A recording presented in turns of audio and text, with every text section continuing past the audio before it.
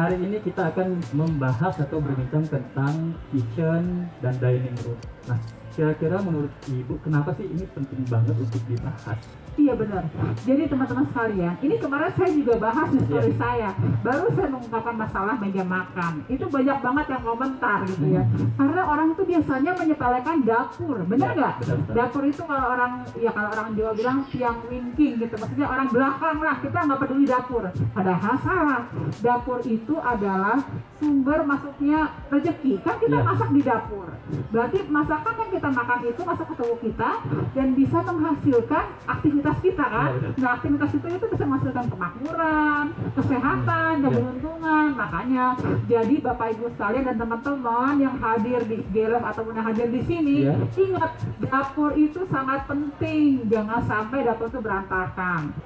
Padahal meja makan itu, teman-teman sekalian tahu nggak, meja makan itu sumber rezeki.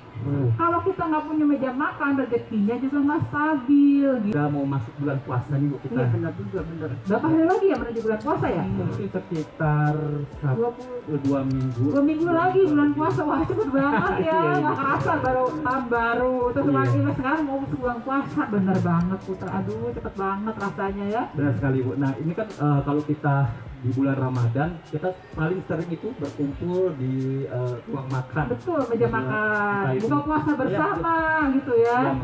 Jadi kalau bisa meja makan kalian juga harus diseimbangkan dengan jumlah penghuni yang ada. Jangan sampai penghuninya kebanyakan, meja makannya kekecilan. Atau sebaliknya juga nih. Apakah kita boleh meletakkan cermin di dalam ruang makan? Oh oke, boleh sekali. Jadi teman-teman sekalian, cermin itu sifatnya menggandakan rezeki. Bahkan kalau memungkinkan ya, misalnya ini meja makan kita, di belakang kita ada cermin juga nggak apa-apa sih.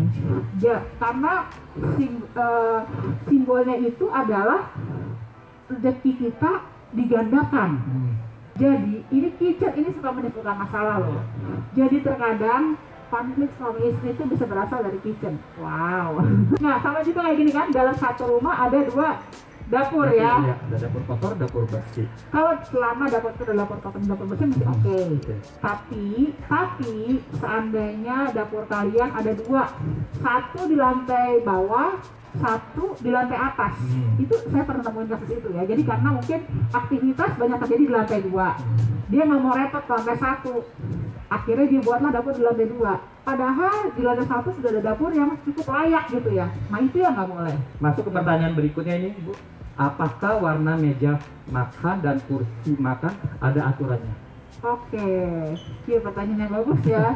Jadi kayaknya orang zaman sekarang kepengennya biar nggak bosen, apalagi dengan aktivitas di rumah aja. Terus meja makannya kepengen yang warna-warni gitu. Apakah boleh?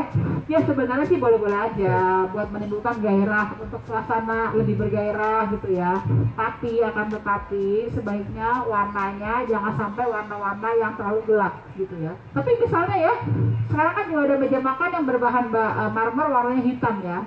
Nggak ada masalah asal kita padu. Jadi warna hitam tersebut kita gabungin dengan kursi-kursi yang berwarna terang, lalu pencahayaannya juga harus terang. Kalau mungkin lagi kita tambahin cermin-cermin di sekitar meja makan tersebut gitu loh. Jadi memang sebenarnya warna sih nggak ada masalah. Hanya yang jadi masalah itu menurut saya adalah suasana dari ruang makan. Jangan sampai meja makan itu hadirnya membuat suasana ruang makan menjadi gelap gitu. Kayak gini kan enak ya, suasana terang ya. Jadi makannya juga terang, rezekinya terang, keberuntungannya juga terang gitu. Kalau di depan rumah sudah terlanjur ada lukisan kuda. Wah, dia nanya lukisan kuda lupanya. Kemarin saya ada ngebahas lukisan kuda.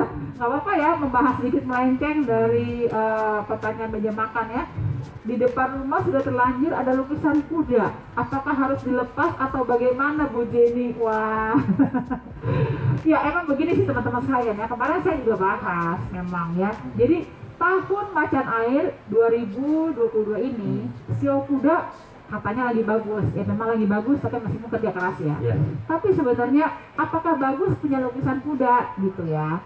Jadi sebenarnya lukisan kuda ini kan kalau kita tahu kuda itu horsepower, kerja keras gitu ya. Jadi makanya banyak kan teman-teman yang bersio kuda kerja keras capek nih gitu ya. Nah jadi makanya saya bilang sebaiknya lukisan kuda jangan dihadirkan di rumah kalian gitu ya. Akan tetapi kayak pertanyaan Ibu Mary Linata ya, kalau di rumah udah terlanjur ada lukisan kuda harus dilepas, wah sayang juga ya, udah beli mahal-mahal. Sekarang dilihat dulu kudanya banyak nggak gitu, terus larinya searah atau enggak ya.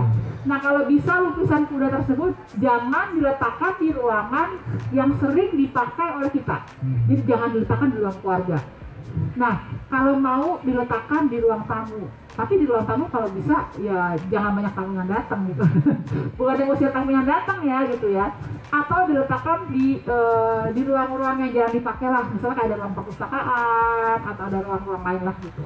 Jadi menjelang bulan puasa ini banyak sekali klien saya yang mulai merenovasi dapur. Kenapa? Karena menurut saya memang dapur kan sebuah rezeki juga. Dan mumpung juga sekarang kan kondisinya kalau dalam grafik Universal Calendar di bulan Maret April itu agak naik ya gitu. Jadi saatnya kita untuk menata kembali dapur. Kita menata dapur itu artinya menata rezeki kembali gitu. Kadang-kadang orang menyembahkan dapur, percaya saya deh. Jadi dapur itu kadang-kadang udah tempatnya berantakan, bau, terus bumbu-bumbunya juga. Yang asal banyak bumbu kan ada dia ditaruh-taruh aja, padahal kadang-kadang botolnya udah botol kosong, botol nggak kepake. Nah itu coba dibuang-buangin. Jangan sampai dapur kalian kepenuhan dengan barang-barang yang nggak penting. Nanti rezekinya jadi kusut. Gitu. Ini follower saya ini ada yang bertanya, Lina Dewi Ding. Bu, saya tinggal di ruko. Ini lagi musim banget sih, kemarin juga saya tinggal di ruko, lantai 2 dan 3 ada dapur bersih. Dapur kotor di lantai 2 di belakang. Bolehkah? Berarti rumah dia ini menurut saya ada 3 dapur. Benar nggak ya? Tell me if I'm wrong ya. Jadi kalau lihat dari sini kan saya tinggal di ruko, terus lantai 2 dan lantai 3 ada dapur. Berarti di lantai 2 ada dapur, di lantai 3 juga ada dapur, bener kan? Dan dapur kotor di lantai 2. Jadi di lantai 2 ini ada 2 dapur, jangan-jangan ya di belakang. Jadi kan pasti ada dapur, ada dapur kotor lagi, 3 dapur berarti kan. Nah menurut saya Ibu, sebaiknya dapurnya dikurangin aja gitu loh. Dapur mana yang paling sering Ibu aktifkan, itu aja yang dipakai. Bila perlu lantai 2 aja jadi dapur kan, dapur bersih dan dapur kotor. Lantai 3-nya nggak usah pakai dapur menurut saya. Karena percuma, kita punya banyak dapur, tapi yang aktif cuma 1. Jadi untuk apa? Jadi nanti akhirnya dapur itu adalah menjadi gudang gitu ya. Jadi nggak usah, menurut saya mendingan dapurnya dikurangin aja Bu gitu. Kalau sering makan di ruangan lain selain dapur dan dining roomnya, apakah itu akan menimbulkan masalah seperti makan di depan TV atau di ruangan-ruangan lain? Jadi dia bertanya, dia punya meja makan, tapi dia makannya di tempat lain, di depan TV. Itu sering banget kejadian, bener banget viewers sekalian teman-teman ya. Jadi memang nih kalau kamu udah punya meja makan, sebaiknya gunakanlah meja makan kalian, karena meja makan itu kan sumber rezeki. Jadi kalau kita mengaktifkan meja makan, mengaktifkan rezeki. Kalau kita tidak mengaktifkan meja makan, artinya tidak mengaktifkan rezeki. Dan bahkan ada lagi nih orang-orang yang makannya itu depan TV, terus megang piringnya jadi kayak begini nih, terus dia makan bisa begini gitu misalnya, atau pakai sendok begini, ini juga nggak boleh sebenarnya. Artinya kita punya rezeki nggak ada pegangannya, harusnya kan ditaruh di meja kita makan begitu. Jadi kalau bisa piring kalian jangan dipegang begini sambil makan gitu, karena ini simbol rezeki yang nggak stabil juga menurut saya gitu ya. Jadi piring untuk makan harus diletakkan di meja makan. Jadi apalagi sekarang ini udah mau masuk ke bulan keluarga, bulan Ramadan ya, kita berkumpul. Memang sangat penting untuk memperhatikan meja makan. Usahakan meja makan Anda dalam posisi yang kokoh, kuat, stabil, dan benar gitu ya. Jangan sampai meja makan Anda rusak, goyang-goyang, ataupun juga ada yang retak. Kadang-kadang ada begitu juga. Jadi misalnya kayak kacanya pecah lah, atau meja makannya gompel lah, atau bolong-bolong, itu harus diperbaiki. Yang kedua, dapur adalah simbol masuknya rezeki. Usahakan dapur Anda selalu hidup dan bersih serta terang. Kalau kamu mempunyai banyak tungku, sebaiknya tungkunya selalu nyala. Meskipun bergantian ya, ada 3 tungku, 3-3-nya tetap dipakai. Dan ingat, dalam rumah kalian jumlah dapur itu harus seimbang. Jangan sampai kebanyakan dapur, lalu juga dapurnya nggak dipakai. Nanti artinya rezekinya juga nggak bingung, nggak yang mau dipakai, nggak aktif gitu kan ya. Jadi dapur harus sesuai juga dengan kebutuhan kita. Dapur itu harus digunakan.